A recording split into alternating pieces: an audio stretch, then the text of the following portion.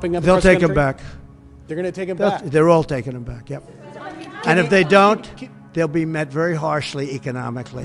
¿Te imaginas estar en un país donde finalmente comienzas a construir algo de estabilidad después de huir de la persecución, el hambre o el colapso económico en el comunismo y de repente un presidente que se supone que es anticomunista te dice que debes regresar a la dictadura de la que escapaste? Pues eso es exactamente lo que podrían enfrentar miles de venezolanos durante la próxima administración en Estados Unidos de Donald Trump, según lo ha declarado él mismo. Y no solo eso, Trump ha amenazado a Nicolás Maduro con consecuencias severas en términos económicos si no acepta de regreso a los migrantes que planea deportar. Pero lo más preocupante de todo es que con estas declaraciones, aunque no lo ha dicho verbalmente, Trump asume tácitamente que para cuando tome posesión de su cargo, que es el 20 de enero, aún estará Maduro en el poder.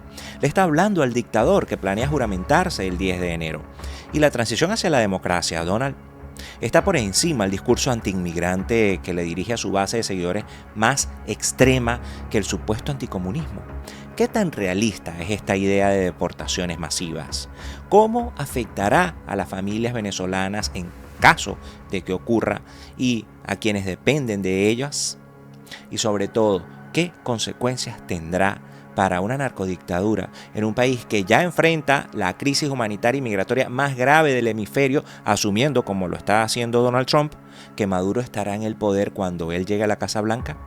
Aquí te cuento detalles. Ricardo lo dice migrando. ¿Qué tal amigos? Yo soy Ricardo Sánchez Silva, Ricardo lo dice en redes, periodista venezolano en Washington, D.C. y esto es Ricardo lo dice migrando, tu podcast confiable de migración en Estados Unidos. Hoy vamos a hablar de una de las promesas más controversiales de Donald Trump, deportar a miles de venezolanos mientras amenaza con duras consecuencias al régimen de Maduro si no los recibe. Si quieres entender de qué va esto y cuál es la situación, quédate conmigo, pero antes dale me gusta, comenta y comparte. Te quita solo unos segundos y me ayudas enormemente a que YouTube me recomiende a otros usuarios y así crecemos nuestra comunidad para seguir haciendo periodismo independiente, crítico al poder y luchando contra la censura y la desinformación. Arrancamos. Las palabras de Donald Trump no son un mero ataque al régimen de Nicolás Maduro. Estas declaraciones forman parte de una estrategia calculada para reforzar su imagen de líder de mano dura frente a la inmigración, con un tema clave para movilizar a su base más conservadora. Al amenazar con deportaciones masivas y sanciones económicas, Trump busca posicionarse como un político que puede controlar las fronteras y al mismo tiempo castigar a los regímenes autoritarios del hemisferio, aunque esto resulte contradictorio en la forma como lo plantea para complacer, al menos discursivamente, a su base de seguidores. Pero ¿es viable esta estrategia? Para empezar, las deportaciones masivas hacia Venezuela no son nuevas en el panorama estadounidense. Ya en 2023, durante la administración de Joe Biden, salieron algunos vuelos de deportación hacia Venezuela, pero el régimen de Maduro bloqueó rápidamente estas acciones. Delcy Rodríguez, vicepresidenta de la dictadura, afirmó que Venezuela no aceptaría más deportados o que cancelarían los vuelos de repatriación debido al grosero e indebido chantaje y ultimátum manifestado por el gobierno de Estados Unidos, refiriéndose al anuncio que hizo para ese entonces el portavoz del Departamento de Estado norteamericano Matthew Miller sobre la revocación de los alivios en las sanciones de Estados Unidos hacia el sector minero venezolano, o lo que es lo mismo que la reimposición de sanciones a ese sector, pues. Recordemos que el alivio de sanciones fue una estrategia fallida de Biden para negociar con la dictadura elecciones libres y una transición hacia la democracia. Se había cancelado para ese momento los vuelos de deportación a Venezuela, muy a la par de la amenaza que hiciera la vicepresidenta del régimen chavista Delcy Rodríguez el 30 de enero por la red social X de no recibir más vuelos de repatriación una vez que Estados Unidos anunciara la reimposición de sanciones. Unos 3 días después, ICE canceló los vuelos. Delcy respondió a una publicación en X de Matthew Miller, portavoz del Departamento de Estado, que decía originalmente lo siguiente: en respuesta a las acciones antidemocráticas de los representantes de Maduro, Estados Unidos ha revocado el alivio de las sanciones para el sector del oro en Venezuela. El alivio para los sectores de petróleo y gas venezolanos se renovará en abril solo si los representantes de Maduro cumplen con sus compromisos. A eso ella le respondió citando el tuit: Venezuela toda rechaza el grosero e indebido chantaje y ultimátum manifestado por el gobierno de Estados Unidos. Si dan un paso en falso de intensificar la agresión económica contra Venezuela, a pedido de los extremistas lacayos en el país, a partir del 13 de febrero quedarían revocados de manera inmediata los vuelos de repatriación de migrantes venezolanos y pasarían a una revisión cualquier mecanismo de cooperación existente como contramedida frente al deliberado intento de golpear a la industria del petróleo y gas venezolano. Venezuela, inspirada en su gloria y dignidad histórica, dice Delcy, seguirá su empeño por recuperar la economía venezolana con esfuerzo propio en unión nacional. Lo cierto es que después de este anuncio, ella no dio otra información sobre si se había llevado a cabo o no la cancelación, que no es una cancelación, porque realmente, básicamente, ellos lo que iban a decir es: no te voy a recibir a los repatriados, no voy a recibirte a los deportados, porque en todo caso la cancelación la tiene que hacer Estados Unidos, porque los vuelos se originan en Estados Unidos, como veíamos se están saliendo, o los últimos que han salido desde Alexandria, Luisiana. Entonces, volviendo a Donald, ¿qué tan diferente sería la estrategia de Trump? In terms of your mass deportation plans, have you had any preliminary discussions with countries like Venezuela, from where the Tren de Aragua gang is now popping up? They'll across the take him country? back. They're going to take him back. They're all taking him back, yep. And if they don't, they'll be met very harshly economically. Okay, they'll all take them back. You know, Venezuela and other countries were not behaving very well with us during my administration, and within 24 hours they were behaving very well. They'll all take them back. And we have more energy than anybody else. We're going to use it. We don't have to buy energy from Venezuela when we have 50 times more than they do. It's just insane what we're doing. So we will not rest until America is richer, safer, and stronger than it has ever been before. And we have a big head start. Last time we didn't, and last time we didn't know the people, we didn't know a lot of things. Según Francisco Monaldi, economista venezolano, las sanciones económicas afectan, pero el aumento de la producción de petróleo en Venezuela corresponde en un 80% del total a la empresa estadounidense Chevron, según dijo el medio argentino La Nación el 4 de agosto de este año. Viéndolo así, ¿podría desestabilizar a la dictadura la materialización de esta amenaza de Trump si no recibe a los migrantes? Suponiendo que endurezca las medidas económicas y Chevron ya no pueda operar en el país. Las sanciones sin duda afectan, pero fíjate, cuando Chávez llegó al poder producíamos 3.4. Había planes de expansión para que Venezuela produjera 5,5 millones de barriles. Para el momento que imponen las sanciones, Venezuela ya producía 1.3 millones de barriles. Claro. Eso luego cayó como a 500,000 y se ha recuperado hasta 850,000, en parte por la recuperación del precio del petróleo después de la pandemia, por la ayuda de Irán para colocar el petróleo en el mercado negro en China, pero también por la licencia de Chevron. Cuando te decía 80%, me refiero a que el 80% de lo que ha subido es de Chevron, pero no es que ha subido la producción 80%, ¿no? Lo que ha subido en los 2 últimos años es alrededor de unos 160,000 barriles diarios. Bueno, la producción de Chevron, curiosamente, ha subido ha subido 100%, ciertamente, pero quiero decir es el 80% del aumento total que ha habido en la producción. O sea, prácticamente no ha habido aumento en ningún otro lado que no sea Chevron. ¿Quiénes están en la mira? Trump no ha especificado quiénes serían las nacionalidades de los migrantes prioritarios para la deportación, aunque sí ha dicho que serían primero los que tienen antecedentes criminales. Pero es evidente que los venezolanos están en la lista. Lo ha confirmado en este encuentro con la prensa que veíamos. ¿Quiénes pueden estar en la mira? Pues si analizamos las vías que han usado los venezolanos para entrar a Estados Unidos, pudiéramos afirmar que la mayoría tiene una permanencia medianamente legal, al menos temporal. Aquí entrarían quienes dependen del estatus de protección temporal, el paro humanitario, así como quienes ingresaron con citas programadas por CBP-1, por no mencionar a quienes cruzaron irregularmente y se entregaron, muchos de ellos liberados con sus procesos migratorios en curso. Además de esto, se sumarían quienes tienen años con procesos de asilo, como solicitantes de asilo con casos que están engavetados desde hace mucho. Por un lado, el TPS es un programa que ha sido vital para más de 300.000 venezolanos, permitiéndoles trabajar y residir legalmente en los Estados Unidos. Sin embargo, no ofrece un camino hacia la residencia permanente, lo que los deja en una posición frágil. Trump intentó eliminar el TPS para otras nacionalidades, como lo sabemos, en su primer mandato, y ha dicho públicamente que busca hacerlo de nuevo con su próxima presidencia. Claro está que habrá un camino que recorrer en Cortes, pero la Corte Suprema, no olvidemos, ahora tiene mayoría conservadora con jueces que han sido apuntados por Trump en su primera presidencia. Con respecto al parol humanitario, quienes se han beneficiado de este programa implementado por la administración de Joe Biden en 2022 han podido entrar temporalmente con patrocinadores. Estoy hablando de venezolanos, cubanos, haitianos y nicaragüenses. Sin embargo, como es una medida administrativa, también puede ser eliminada fácilmente por el nuevo gobierno.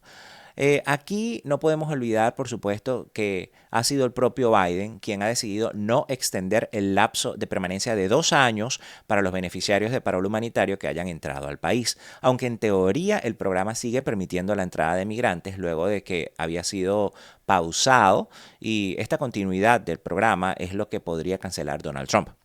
De por sí, quienes no busquen otras vías para regularizarse una vez que cumplan el lapso de 2 años aquí ya serían vulnerables para una eventual deportación, a menos que busquen regularizarse de otra manera. Sobre los migrantes que entraron por el sistema de citas de CBP-1, pues este sistema ha sido una herramienta para manejar la entrada legal de migrantes, pero no ofrece una solución a largo plazo, y hay que acotar que muchos entran sin casos creíbles y aunque han sido liberados dentro de Estados Unidos pasando supuestamente la entrevista de miedo creíble, esto no garantiza que no puedan ser sujetos de deportación en el futuro. El nivel de vulnerabilidad es alto en estos casos. Bueno, ya veremos qué política establecerá Trump para procesar a estos venezolanos que en muchos casos aún no han pasado por una corte.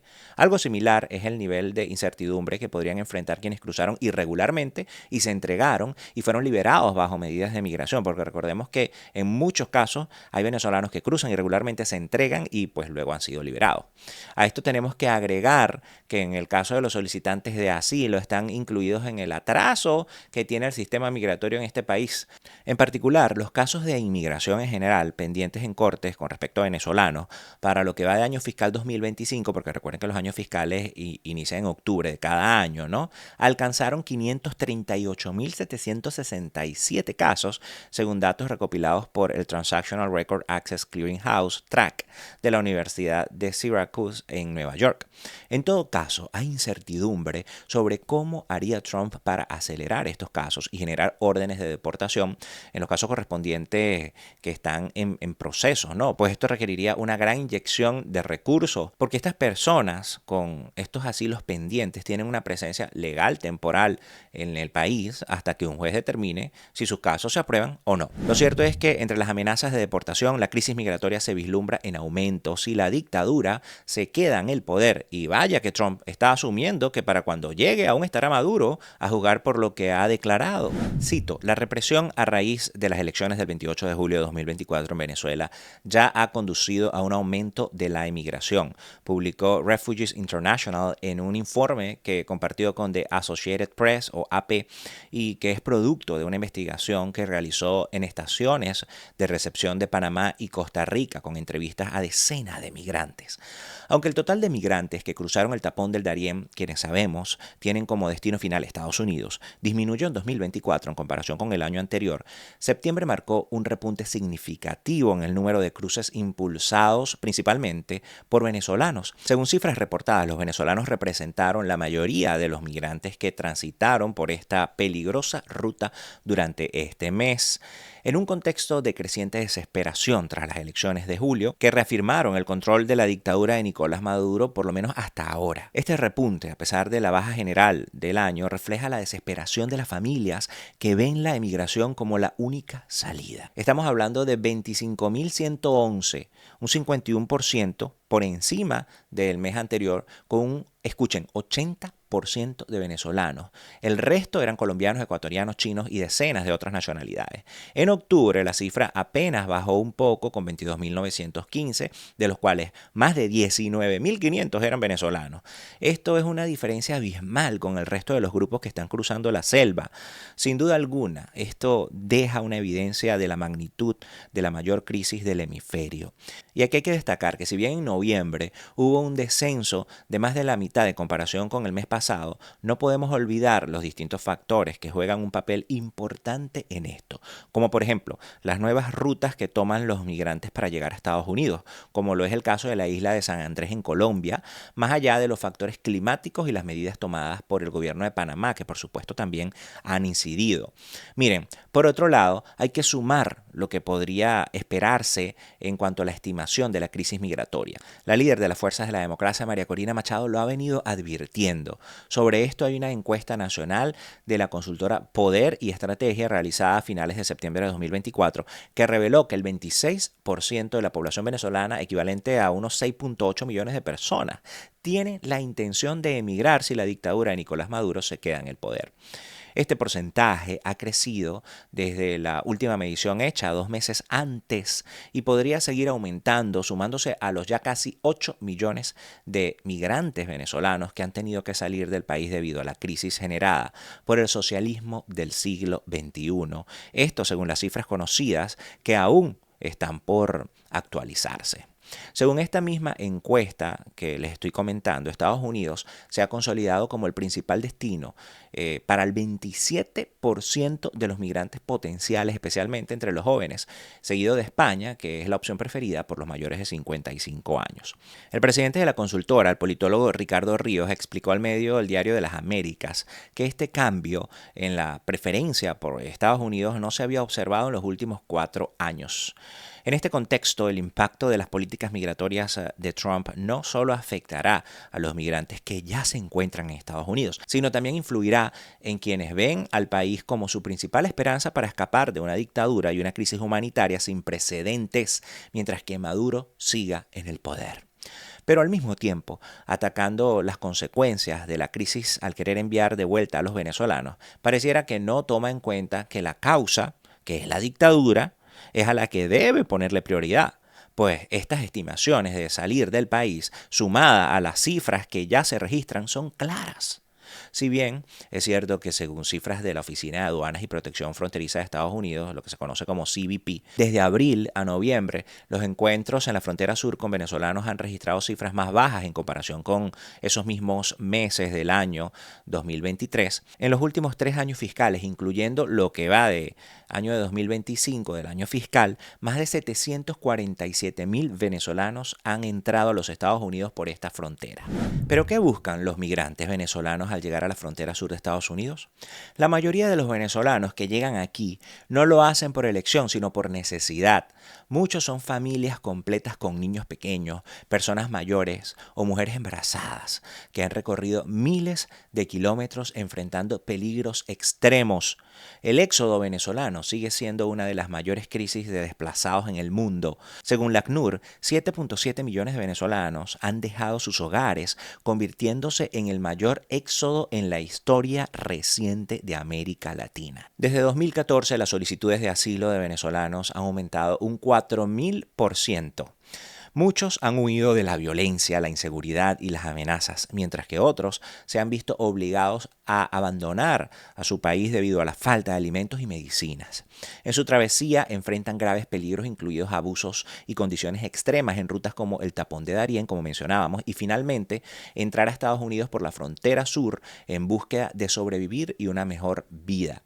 Sin embargo, los sistemas implementados por la administración de Biden, como CBP One, no han sido suficientes para manejar el volumen de personas que buscan ingresar. ¿Y qué esperar ahora de Trump si elimina este sistema de citas?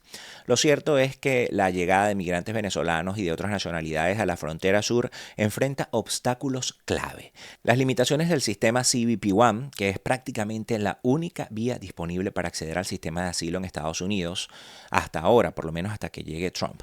Según la oficina en Washington para Asuntos Latinoamericanos, WOLA, por sus siglas en inglés, el aumento de las citas diarias disponibles a través de CBP One no ha cambiado desde junio de 2023, manteniéndose en 1.450 para toda la frontera, es decir, la capacidad. Cito, en la vasta zona entre Calexico, California e Eagle Pass, en Texas, casi la mitad de los kilómetros de la frontera, hay solo 300 citas por día, publicó la organización en un informe del 29 de agosto de 2024.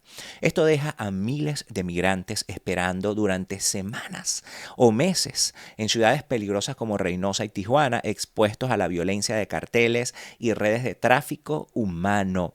Según la ACNUR, la Agencia de la ONU para Refugiados, la mayoría de las personas refugiadas y migrantes de Venezuela que llegan a los países vecinos son familias con niños pequeños, mujeres embarazadas, personas mayores y con discapacidad. Una evaluación de las necesidades realizada por la ACNUR y la Plataforma Regional de Coordinación Interagencial para Refugiados y Migrantes de Venezuela, R4B, reveló en junio de este año que muchas de estas personas viven en condiciones de pobreza extrema y luchan por sobrevivir día a día.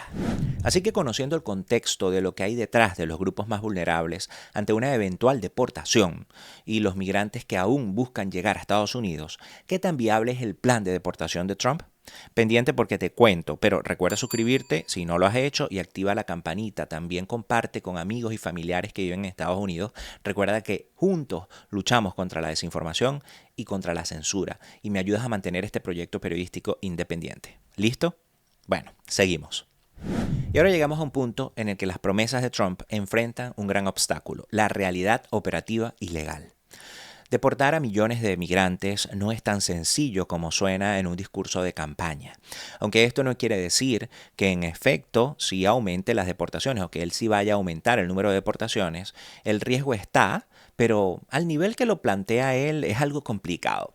Para empezar, cada deportación requiere de un proceso judicial y el sistema de inmigración ya está colapsado y no como responsabilidad de un solo partido, sino de ambos, porque han pasado administraciones tanto demócratas como republicanos por el poder y la situación del sistema migratorio empeora, empezando por la gigante deuda bipartidista de una reforma migratoria, por ejemplo, ¿no? A pesar de que lo que ha sugerido Trump se vincula a deportaciones o expulsiones express, y esto hay que tenerlo claro. Ya esto ha ocurrido en el pasado bajo el título 42, también bajo la administración de Trump, como la de Biden, quien continuó la política que tanto criticaba e intentaba detener en tribunales, hasta que en efecto terminó, definitivamente. En ese momento las expulsiones eran hacia México, pero de ahí a entrar en estados demócratas, desde estados republicanos con la Guardia Nacional para ejecutar un plan de deportaciones masivas, hay un gran trecho, señores. Cuando Trump promete deportaciones masivas, y hablamos del plan general de deportación, no solo estoy hablando de venezolanos, esto puede parecer algo directo y que en efecto cumplirá, pero detener a los migrantes, procesarlos y enviarlos de vuelta a sus países no es tan sencillo como se dice. Detrás de esta retórica se esconde una realidad operativa extremadamente costosa. Según el American Action Forum, el AAF, deportar a 11,2 millones de migrantes indocumentados en Estados Unidos costaría entre 400 a 600 mil millones de dólares. Este cálculo incluye gastos de aprehensión, detención, procesamiento legal y transporte. Para poner esto en perspectiva, para que entiendan un poco esta cifra, que es una cifra astronómica, el presupuesto combinado, es decir, de ambas agencias, de la patrulla fronteriza CBP y el Servicio de Inmigración y Control de Aduanas, ICE, en 2024 suma aproximadamente 29 mil millones de dólares, lo que significa que para ejecutar este plan al menos le costaría 14 veces más que todo el presupuesto de estas dos agencias combinados en 2024, por ejemplo. Pero el impacto no se limita al presupuesto. Según el mismo informe, una deportación masiva reduciría la fuerza laboral en los Estados Unidos de 11 millones de personas, causando una pérdida estimada en 1.6 mil millones de dólares en el Producto Interno Bruto. Además de la devastación económica, el costo social también sería enorme, ya que implicaría búsquedas domiciliarias y en negocios para identificar y deportar a migrantes, desgarrando el tejido social del país. Douglas Holtz-Eakin, presidente de esta organización, concluyó que aunque esta promesa resuena en los discursos de campaña, no es una política práctica ni sostenible debido a sus consecuencias presupuestarias y económicas, por no mencionar que le tomaría 20 años a Trump ejecutar este tan irreal como astronómico plan. Pero, ¿cuál sería el impacto de una eventual deportación hacia Venezuela? Para los venezolanos deportados, regresar al país no es simplemente un retorno, sino una sentencia a condiciones de extrema vulnerabilidad. Según Human Rights Watch, las autoridades venezolanas y los grupos armados partidarios de la dictadura han intensificado la represión tras las elecciones presidenciales del 28 de julio de 2024, cometiendo abusos generalizados, incluyendo asesinatos y detenciones arbitrarias y acoso a críticos de la dictadura. Esto es una realidad documentada no solo por Human Rights Watch, sino por otras organizaciones. Según la ACNUR, en su llamamiento de emergencia sobre la situación de Venezuela, que fue actualizado, por cierto, para junio de este año, cito, el creciente costo de vida, los estragos de la emergencia provocada por el COVID-19 y las tasas de desempleo que van en aumento han agravado la vulnerabilidad de las personas refugiadas y migrantes de Venezuela y les ha imposibilitado la reconstrucción de sus vidas y su integración a las sociedades de acogida en toda la región. La mitad de las personas refugiadas y migrantes de América Latina y el Caribe no pueden costear 3 comidas al día. Además, no tienen acceso a la vivienda digna y segura. Para conseguir alimentos o para evitar caer en situación de calle, muchas personas recurren al sexo por sobrevivencia, la mendicidad o al endeudamiento. Cierro cita. Esto sigue ocurriendo y la situación en Venezuela va en detrimento, exceptuado por quienes viven en la Venezuela Premium o en la burbuja, que claramente no es la mayoría y que tampoco están exentos de lo que pueda pasar, de que la crisis empeore, sobre todo si Estados Unidos endurece las sanciones económicas como ha prometido Donald Trump, si Maduro no acepta a los migrantes retornados. En este contexto, el impacto también se sentiría en las remesas enviadas por los migrantes en el extranjero, que son una línea vital de supervivencia para muchas familias en Venezuela. Y no es un secreto para nadie que el nivel de ingreso promedio de un migrante aquí en Estados Unidos en comparación con otro que esté en América Latina es considerablemente mayor. Según el medio Banca y Negocios, se estima que para el cierre de 2024 las remesas que entran al país estén por el orden de los 4.500 millones de dólares, un aumento del 33% frente a 2023. Esto representa entre el 6 y el 7% del Producto Interno Bruto de Venezuela. Deportar a los migrantes no solo interrumpiría este flujo de ingresos crucial, sino que también agravaría ya la precaria situación económica y social del país, dejando a familias sin el apoyo necesario para enfrentar la crisis humanitaria en curso, cosa que además no detendría el flujo migratorio, sino que podría tener un efecto contrario porque, insisto, no se atacan las causas, sino la consecuencia. Y aquí es donde uno se pregunta, ¿por qué se contradice el discurso anticomunista de Trump con el discurso antiinmigrante? Ya te cuento. Mientras que Trump se presenta como el enemigo número 1 del comunismo, sus políticas afectan directamente a quienes huyen de regímenes comunistas como el de Maduro. Deportar a miles de venezolanos no solo contradice su retórica anticomunista, sino que también pone en duda su compromiso con la defensa de la libertad y los derechos humanos. Sin embargo, hay que tomar en consideración que ese discurso va a su base más extremista y a mover emociones. Va a los estadounidenses que votaron por él y lo hicieron presidente, que si bien rechazan el comunismo, han sido movidos por un discurso de odio anti-inmigrante. Mientras Donald Trump amenaza con deportaciones y sanciones, en Venezuela se aproxima una fecha crítica, el 10 de enero. Es el día en que, según la Constitución venezolana, debería asumir el nuevo presidente electo. Sin embargo, todo apunta a que Nicolás Maduro, a pesar de las denuncias de fraude en las elecciones del 28 de julio, intentará perpetuarse en el poder juramentándose nuevamente, y sobre la permanencia de Maduro luego del 10 de enero pareciera que lo está asumiendo así Donald Trump, quien, como ya dijimos, habla de mandarle a los migrantes a Maduro luego de que el mismo magnate republicano asuma el poder el 20 de enero. Esta situación genera más preguntas que respuestas. Si Trump asume el 20 de enero, ¿estará dispuesto a reconocer implícitamente a Maduro como interlocutor válido al negociar la aceptación de los deportados? Lo que sí se ha conocido recientemente sobre la postura de Trump con respecto a Maduro fue un dato bien revelador, que por cierto dio a conocer una ex asesora durante el gobierno del republicano. Cuando estaba en la Casa Blanca, Donald Trump mantenía una doble postura frente a Venezuela. Mientras en público criticaba al gobierno, en privado expresaba admiración por Nicolás Maduro por ser un hombre fuerte, según reveló AF en una entrevista de la ex asesora de la Casa Blanca, Olivia Troy, publicó la agencia de noticias. Alabar a dictadores y autoritarios no es algo nuevo en Donald Trump, pues ya lo había hecho con Vladimir Putin antes.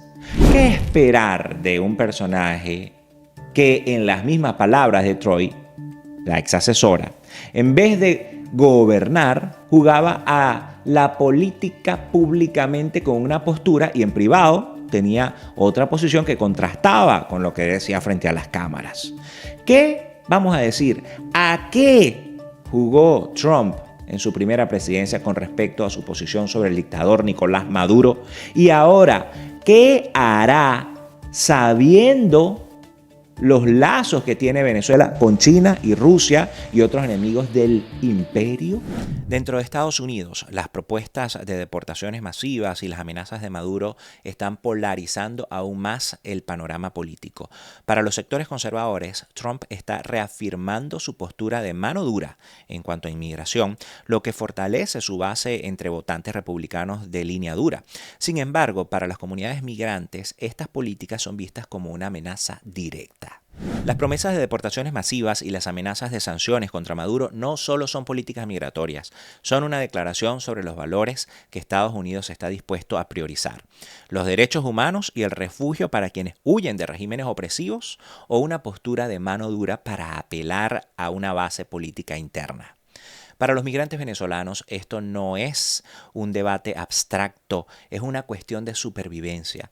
Deportarlos significa regresarlos a un país donde enfrentan hambre, represión y falta de oportunidades.